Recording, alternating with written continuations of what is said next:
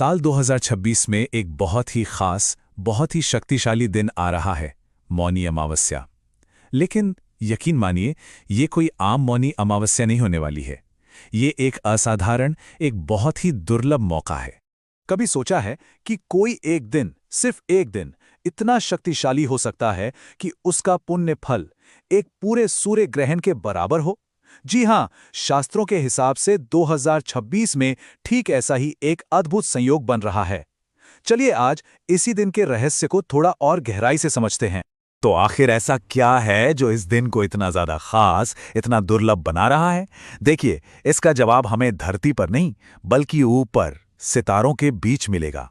एक ऐसे खगोलीय संगम में जो सदियों में कभी कभार ही बनता है। ये तारीख चाहे तो कहीं नोट कर लीजिए, 18 जनवरी 2026। इस दिन आसमान में एक नहीं, दो नहीं, बल्कि तीन बहुत ही पावरफुल और दुर्लभ ज्योतिषीय योग एक साथ बन रहे हैं। और यही संगम इस दिन की ऊर्जा को हजारों गुना बढ़ा देगा। तो सबसे पहला योग है सर्वार्थ सिद्धि योग। जैसा कि नाम से ही जाहिर है, सर्व अर्थ सिद्धि यानी सभी कामों में सफलता दिलाने वाला योग। माना जाता है कि इस योग में शुरू किया गया कोई भी शुभ काम सफल होता ही है और ये कुंडली के दोषों को भी शांत करता है। और ये शुरू होगा सुबह 10:14 से। दूसरा संयोग तो और भी कमाल का है। 18 जनवरी 2026 को दिन है रविवार, और जब भी कोई अमावस्या रविवार के दिन पड़ती है तो उसे कहते हैं भानु अमावस्या। इस दिन की गई पूजा पाठ जप तप का फल कई गुना ज्यादा मिलता है। और तीसरा, जो शायद सबसे शक्तिशाली तत्व है, वो है युगादि तिथि। इसी दिन से द्वापर युग की शुरुआत मानी जाती है। और इस तिथि का सबसे बड़ा महत्व ये है कि इस दिन किया गया कोई भी दान अक्षय हो जाता है। मतलब उसका पुण्य कभी खत्म नहीं होता, वो जन्मों जन्मों तक साथ चलता है। इस दिन की ताकत का अंदाजा आप बस इसी एक बात से लगा सकते हैं। शास्त्रों में कहा गया है कि एक भानु अमावस्या पर किया गया दान और पुण्य एक सूर्य ग्रहण पर किए गए दान पुण्य के बराबर फल देता है। जरा सोचिए, एक पूरा का पूरा सूर्य ग्रहण और उसके बराबर का पुण्य सिर्फ एक दिन में। तो अब सबसे जरूरी सवाल ये उठता है कि इस दुर्लभ दिन की इतनी जबरदस्त ऊर्जा का फायदा कैसे उठाया जाए। अच्छी बात यह है कि शास्त्रों में इसके लिए 3 बहुत ही सीधे सरल काम बताए गए हैं, जिनसे इस मौके का पूरा फल मिल सकता है। ये 3 स्तंभ हैं। सबसे पहले मौन यानी चुप्पी का व्रत, दूसरा दान यानी अपनी श्रद्धा और क्षमता के अनुसार देना, और तीसरा है पितृ तर्पण यानी अपने पूर्वजों को याद करना, उनका सम्मान करना। चलिए अब एक एक करके इन तीनों को समझते हैं। मौनी अमावस्या का जो सबसे मुख्य अंग है वो है मौन। इस दिन चुप रहना सिर्फ बात ना करना नहीं है, ये अपने आप में एक साधना है। इससे मन की शक्ति एक जगह इकट्ठा होती है और हमारी चेतना सीधे ईश्वर से जुड़ती है। यहां तक कहा गया है कि इस मौन व्रत से इंसान मुनि पद यानी एक ऋषि की अवस्था को भी पा सकता है। अब बात करते हैं दान की। क्योंकि ये युगादि तिथि है तो इस दिन दिए गए दान का फल 100 गुना बढ़ जाता है। अब जरा इस बात को समझिए, इस एक दिन किया गया दान 100 साल तक लगातार दिए गए दान के बराबर पुण्य देता है। ये तो सच में कल्पना से भी परे है। और तीसरा, सबसे जरूरी काम, पितृ तर्पण।